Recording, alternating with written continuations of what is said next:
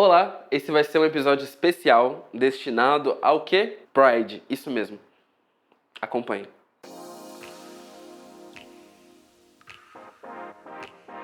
Eu acho que falta um pouquinho de inteligência da nossa parte quando a gente fala sobre orgulho e principalmente para entender os processos históricos que levaram a gente a sentir orgulho. Como homem negro e gay em sociedade, eu entendo que é muito importante que eu sinta orgulho de ser quem eu sou, porque muitos dos meus estão morrendo todos os dias. Isso é uma associação fácil que eu consigo fazer porque existe uma tragédia implícita. Mas quando a gente fala de orgulho, a gente tem que entender justamente da onde isso vem.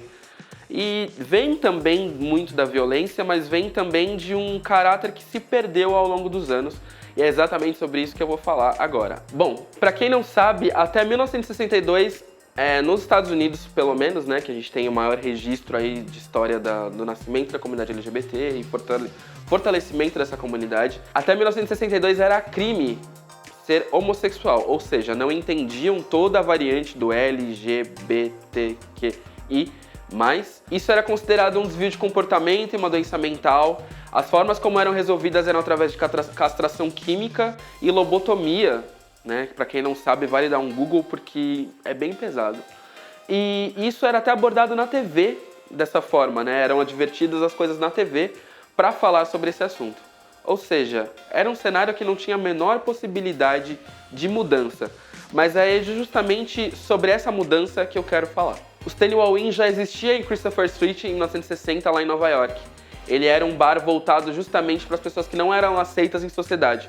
Lembra que eu falei lá já em 62 que isso era ainda considerado crime? Né? Então começa aí toda a década de 60 com esse tipo de posicionamento, esse tipo de noção e visão, sendo que essas pessoas buscavam um lugar para se sentir em paz, né? Meio que se aquilombar, se sentir bem.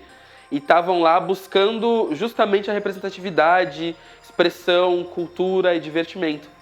E aí juntaram, né, gays, lésbicas, travestis, transexuais, todos num espaço e vivendo nesse espaço. O bar que correspondia, né, o Stonewall Inn, ele era um bar da máfia, ou seja, ele recebia batidas policiais frequentes em função disso. Como existia esse acordo para que esse bar não fosse fechado, algumas batidas eram feitas. Nessas batidas inicialmente eram divididas entre gays homens e mulheres trans e mulheres e travestis e drag queens que, né, acabavam tendo uma abordagem um pouco mais tranquila da polícia nesse sentido. Não tinha liberação para bebida alcoólica, não tinha a liberação para saída de emergência, mas era permitido que homens dançassem lá dentro desse espaço, e por isso que esse espaço acabou tendo uma representação muito importante culturalmente quando a gente fala do Stonewall. Ser preso significava você ser exposto nos principais jornais do país e ter a sua vida exposta para toda a sociedade. E numa sociedade que considerava crime e fazia esse tipo de prática com LGBTs, imagina o que quer dizer ser preso nessa época. E aí o que aconteceu? Passado um tempo, toda essa vida se desenvolveu através do bar. E em 1969, no dia 28 de junho, o bar contava com uma lotação de 200 pessoas e as pessoas estavam, né, se divertindo, vivendo em comunidade como era justamente o esperado em função desse espaço que agregava todo mundo.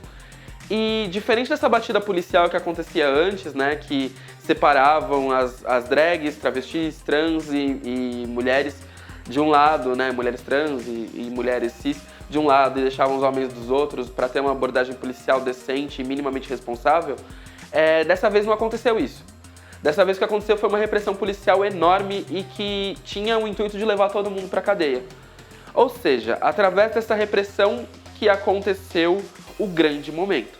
A Stormy Delaverrier, uma drag king lésbica que estava no bar, se sentiu incomodada a respeito da forma como ela foi repreendida policialmente, e com direito. Só que ninguém esperava exatamente o que ia acontecer a partir deste momento, muito menos ela, acredito eu. Ela foi agredida por um cacetete, desse cacetete ela reagiu e dessa reação ela motivou as pessoas a reagirem também. Ou seja, o que era um pequeno incidente naquele momento se tornou, né, de pequenininho, se tornou uma grande coisa que levou ao momento de rebelião total, né, de todo mundo que estava ali vendo a situação acontecendo no bar. Tudo isso foi gerando, né, cada vez mais momentos. Foram exatos 45 minutos de rebelião que aconteceram ali quando a gente fala de Stonewall. Não foi um período tão grande quanto se imagina, mas ele foi significativo justamente pela forma como ele começou e o que aconteceu nesse momento. Através desse processo de 45 minutos, tiveram dois nomes muito importantes que encabeçaram, né, depois desse momento que aconteceu com a Stormy, encabeçaram toda uma revolução, que foram as duas primeiras pessoas a jogarem coquetel molotov improvisado em policiais contra essa repressão policial acontecendo. Marsha P. Johnson e Sylvia Rivera. Esses dois nomes, vocês podem ver a fotinho delas aqui do lado. Esses dois nomes eles foram importantes justamente porque eram duas mulheres, né, trans, que serviam a comunidade como garotas de programa, né? Elas eram garotas de programa, trabalhavam com o corpo, e que elas estavam justamente lutando, né, pela comunidade, sendo a voz da comunidade, tomando frente dessa revolução para encabeçar isso tudo e começar um processo diferente. E esse processo foi realmente diferente depois da postura delas. Sabe por quê? Depois desse primeiro momento, as pessoas se reuniram no dia seguinte para falar um pouco sobre o que aconteceu e se aquilombar novamente, trazer esse senso de comunidade e pertencimento. Mesmo com tudo demolido, mesmo com tudo cagado em função de tudo que rolou nessa revolta, as pessoas voltaram lá no dia seguinte para protestar um pouco mais. Foram 5 dias de protesto, ou seja, esse primeiro protesto que aconteceu por conta dessa situação resultou em mais 5 dias e isso tornou esse movimento incontrolável, ou seja, nascia exatamente aí o movimento LGBT.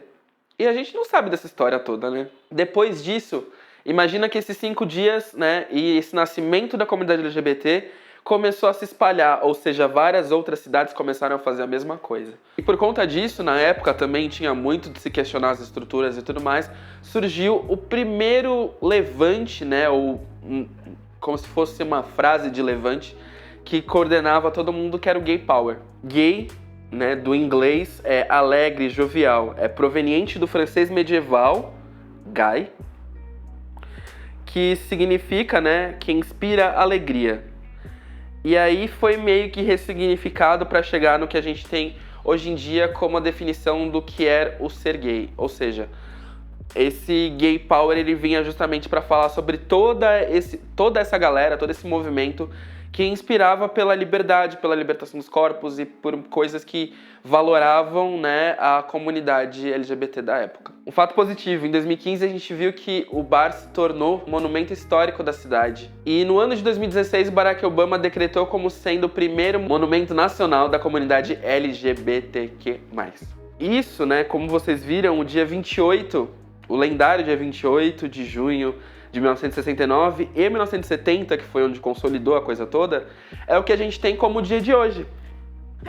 O que a gente entende como Pride é exatamente isso, veio desse dia, veio desse tipo de revolta, desse movimento que aconteceu, liderado por quê? Por conta de uma mulher sapatão, né, a Stormy, e por duas mulheres trans, a Sylvia e a Marsha, que encabeçaram esse movimento de uma forma tão significativa. No Brasil não foi muito diferente, a revolução também foi iniciada por mulheres. Para quem não sabe, começou lá em 67, muito próximo desses movimentos, inclusive.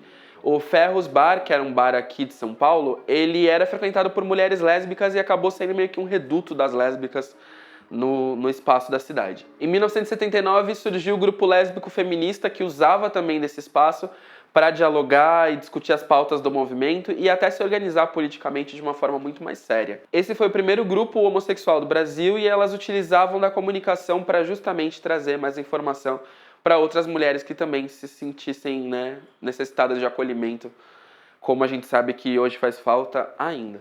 E aí, em 81, esse grupo se dissolveu e ele formou o GALF, né, Grupo de Ação Lésbica Feminista, que formou a primeira panfletagem do Xana com Xana, que foi uma comunicação voltada, né, como eu havia falado, para a comunidade, que veio abrindo as portas desse momento que a gente via aqui acontecendo. Em 83, elas já se organizando ali fazia um tempo, elas foram expulsas pelos donos do bar, né, onde elas se reuniam, e isso começou uma das primeiras revoluções, porque elas foram apoiadas por outras mulheres que também estavam ali e foi meio que um processo de resistência dessas mulheres nesse bar, criando um espaço, né, valoroso e valorável para a comunidade, que precisava tanto disso. Tanto que no dia 19 de agosto, né, para ser mais exato, do ano de 1983 mesmo, foi onde nasceu o Dia do Orgulho Lésbico, ou seja, A nossa organização política e social voltada justamente à questão de organização de comunidade e o Pride que a gente entende hoje como o maior do mundo, nasceu, na verdade, de uma organização de um grupo lésbico, o primeiro do Brasil. Pouco tempo depois disso, a OMS ela começa a reconhecer o fato de que a homossexualidade não é considerada mais como doença. E isso começou a eclodir várias formas de organização da nossa comunidade no país. Né? A gente já tinha uma solidificação, de certa forma, da comunidade lésbica. A gente começa a ver as organizações vindo através de transexuais e travestis, e a própria comunidade gay começa a se organizar também em função da eclosão da AIDS, que acaba sendo uma coisa muito significativa nos anos 80 no Brasil. Só que depois de tudo isso, para acontecer o primeiro rascunho de parada foi só em 95. Quando no Rio de Janeiro criou-se uma pequena marcha que foi liderada pela Associação Internacional de Gays, Lésbicas, Bissexuais, Transex e Intersex. Esse primeiro movimento levou ao ano seguinte, um ato voltado justamente à questão dos direitos que aconteceu na Praça Roosevelt, que reuniu 500 pessoas. Ou seja, o berço da parada que a gente vê hoje em dia começou no Rio de Janeiro. Do Rio de Janeiro ela veio para Praça Roosevelt em São Paulo. Da Praça Roosevelt em São Paulo ela só aconteceu, na verdade, com o nome de Parada Gay em 97, onde ela trouxe para a Avenida Paulista 2.000 pessoas. A gente vê uma parada com 2.000 pessoas para se tornar hoje em dia a maior parada do mundo. É um processo muito distante, de 200 para milhões, da forma como a gente se manifestava antigamente, voltada, primeiro a Stonewall, depois voltada ao que aconteceu aqui no Brasil, os primeiros processos aqui no Brasil, desde dos grupos lésbicos que foram lá atrás confrontar todo mundo, até o que a gente viu e vê crescendo com a comunidade.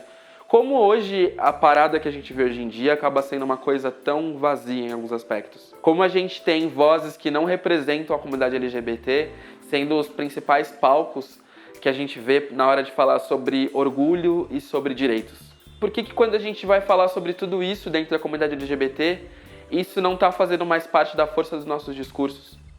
Sabe, são muito poucos os grupos que se manifestam voltados a isso. A gente tem o Mães pela Diversidade, um grupo maravilhoso, que inclusive minha mãe faz parte. É um grupo maravilhoso voltado justamente a debater sobre os direitos que os LGBTs têm. E isso elas pensam vindo das mães, geralmente, pais também, mas falando sobre desse ponto de vista de pessoas hétero falando sobre a comunidade.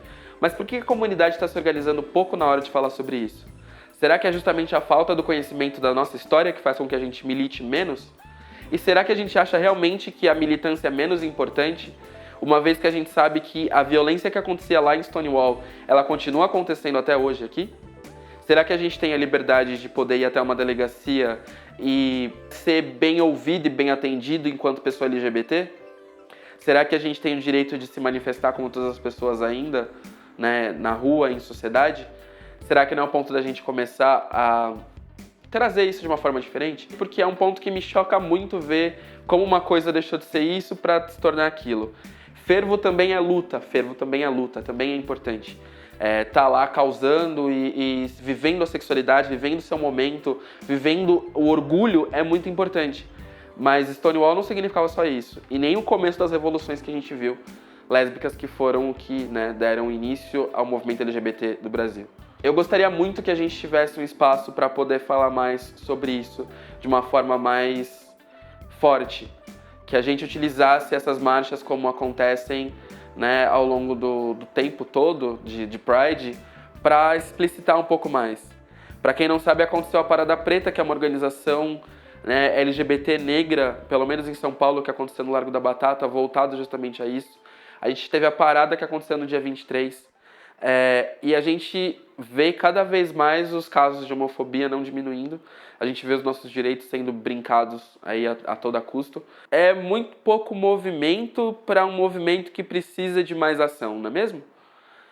O que será que a gente pode começar a fazer na hora de falar sobre isso, aproveitando esse mês todo, que foi um mês de orgulho, mas como a gente consegue redefinir ele de uma forma que esse orgulho também entenda que a luta é necessária? Acho que Pride precisa trazer de volta o senso de união, o senso de coletivo através da luta. Espero que vocês tenham gostado do vídeo. O vídeo foi realmente para trazer um pouquinho de história e algumas críticas e provocações ao movimento. E eu espero que a gente converse sobre isso, dialogue sobre isso. Os comentários aí estão à disposição. Quem quiser falar comigo, estamos aí. E bora pensar em coisas mais legais, né? É importante. Até mais.